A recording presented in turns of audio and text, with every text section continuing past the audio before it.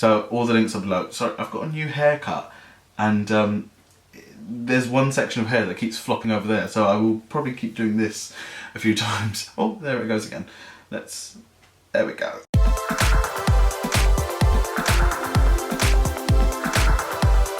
Hey, welcome to the House of Vedi, the fiercest mother on the internet. So yes, weird title for today. It's going to be a little talk session, a little talk. And I'm open to discussion because I haven't actually, oh god, this sounds bad, but I haven't read up on everything that I can about the subject that I'm talking about. So there may be little holes in what I'm talking about, but please correct me, please change my opinion. I'm always happy for discussion. Comment in the comment boxes below and tell me what you think. Okay, let's get to it. There were a couple of articles in The Guardian, which is a newspaper in the UK, interviewing Judi Dench and Julie Walters about the lack of working class actors within the industry. Julie Walters said that if she was starting out now, she wouldn't have a chance because of the cost of education. She got a grant to study where she did, and people like Judi Dench, they used to go to the theatre because you could get really cheap tickets if you were sitting way up there. Like right, you know when you're in a theatre, there's the seats right at the top. You're like, I wonder if they can see anything. Those are really cheap tickets. Now the price of theatre is so expensive that it is very hard to get a ticket, and it's very hard to be able to afford regularly, which is a shame. It's a real shame. I would love to see more theatre, I really would, but half the time I can't afford it. Which is exactly what Judi Dench and Julie Walters are talking about. Julie Walters said that she would create proper grants for all working class kids so that they could go to drama school. I love her thought. I love her thought, and unfortunately, I don't think it's realistic. Oh, it could work. What they said in their articles is that in a civilized society, there is a proper place for both arts and STEM subjects. So STEM subjects, that's something else I wanted to talk about. Now, so yes, we've talked about working class actors and being priced out because of the price of tuition fees, which the UK had a massive hoo-ha about a few years back, because the tuition fees went up to £9,000 a year, which is extortionately expensive, and a lot of us can't afford that, unfortunately. And now with the budget, thank you Mr. George Osborne, he has now done the budget for summer 2015, and maintenance grants are no longer available, and it's now a maintenance loan. So I know there are a lot of people who are not happy about that, me included. Moving on, I would say that there are less working class actors now than there was, say, 40-50 years back, maybe even less so, maybe 20-30 years back. And I think that is partly to do with tuition fees, and I think it's to do with accessibility in schools.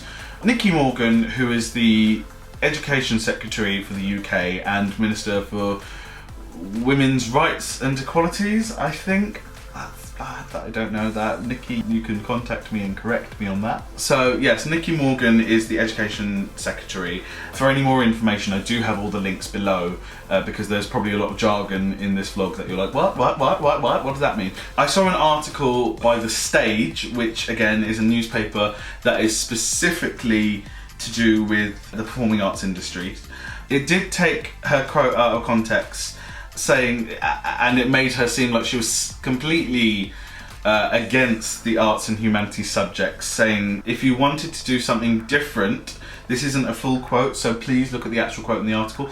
If you wanted to do something different, then you were told that arts and humanities were the way forward.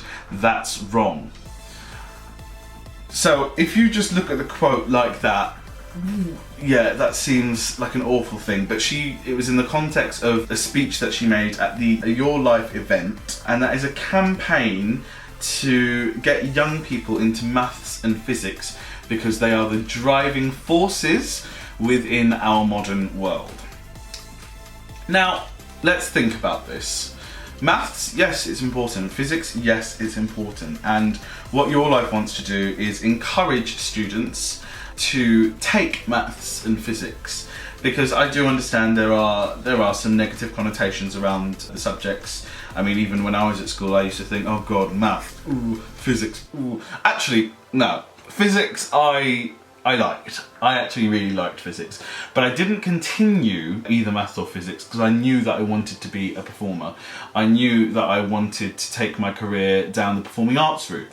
So it would be almost pointless for me to do maths or physics, so I went to dance college instead of doing A-levels or college. Normal college. I need to find a better word for normal. What do I mean by that? Non-specialised college. Is that better?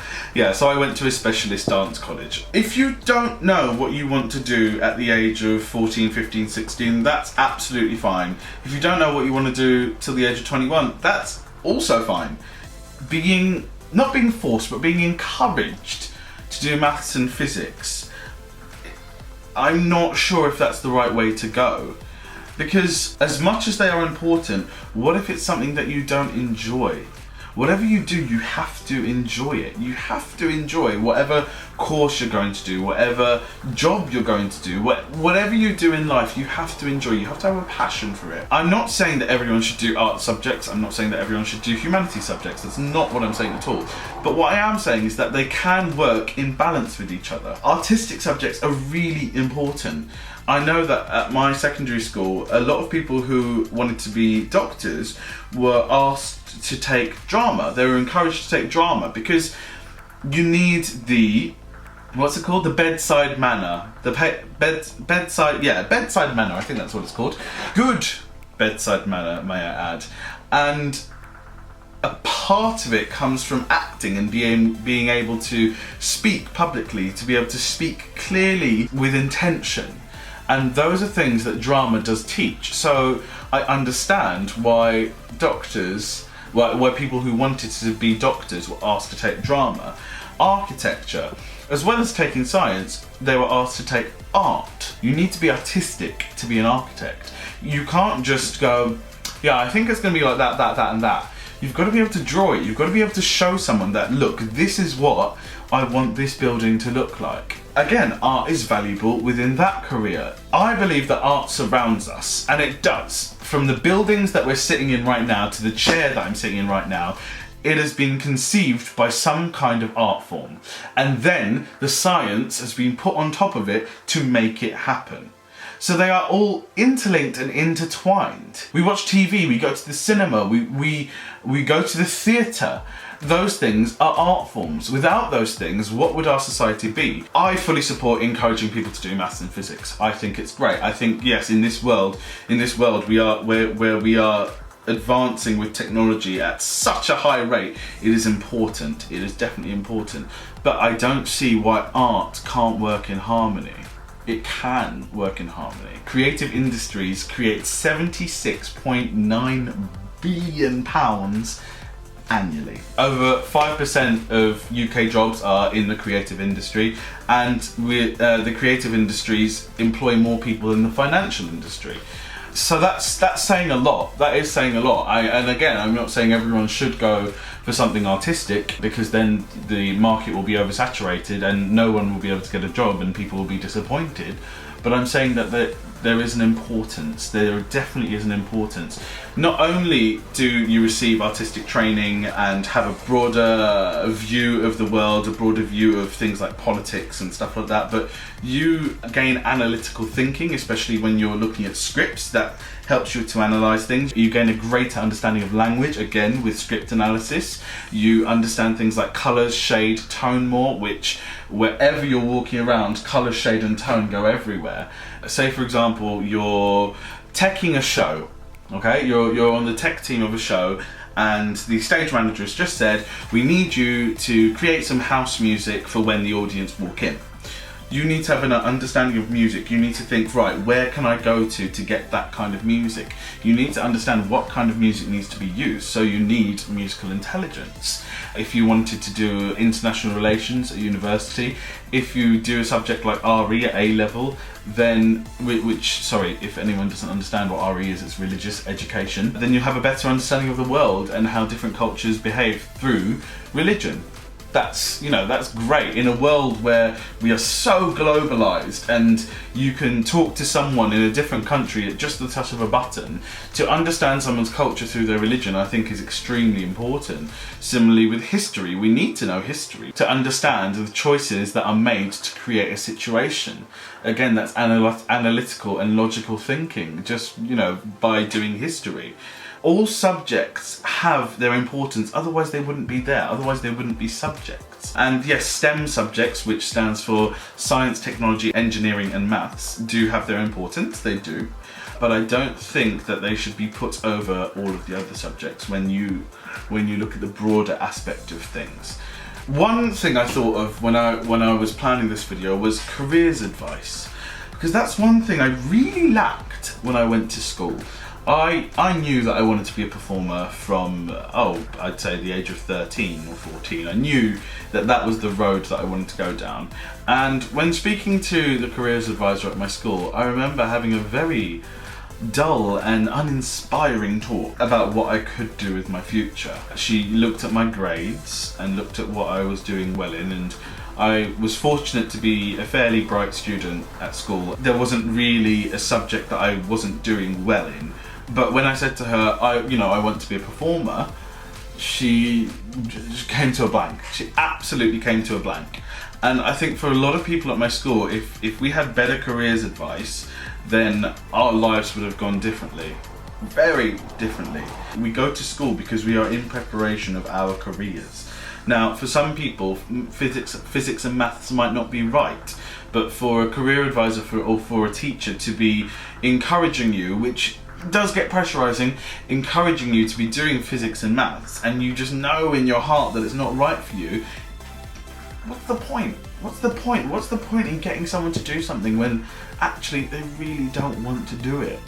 It's something that does not interest them in any way, shape or form. You'll end up with workers who are demotivated all the time in their jobs, and that's not great. You won't have good workers then. You want the best workers for the job. So as much as I think Your Life is a fantastic campaign to get people to do physics and maths, I think it might be going about the wrong way. I feel like arts and humanities are always being like whacked on. That's a weird way to say it. They're always being downgraded. Yeah, that's the word, I think. They're always being downgraded because they're soft subjects. I hate that word because there is nothing soft about actor training. I can tell you that now. There is nothing soft about it. It is the most intense thing I've ever done in my life, and much the same with dance training. Again, another very intense thing that I've done. Because of the word soft subjects, they are downgraded quite a lot. But I'd like to see a wider perspective on this. Why do we think that is? Now, like I said, the research that I did for this video wasn't as extensive as it could have been, and I think that I could probably do a lot more research, and that's part of the reason why I've put it out to you guys. I really want this video to open up a discussion about all the different points. I will list the points now, just in case anyone's confused and like, oh my god, he said so many things. So I've talked about the lack of working class actors in mainstream TV and film. I've talked about the tuition fees and how maintenance grants have now been turned into maintenance loan, and how that will make things less accessible for people. I've talked about the accessibility of arts and humanities in schools. I've talked about Your Life, the campaign to encourage people to do maths and physics. And I've talked about the arts being soft subjects and why people view them as that. So there are 5 points. Feel free to open up a discussion about all 5. Feel free to open up a discussion about 1. Feel free to open up a discussion about 2. Alright, thanks for watching guys. Love you lots. See you later. Bye.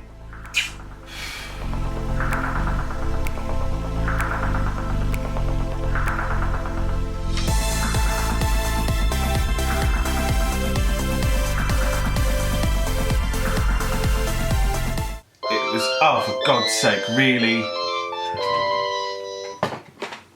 Hello?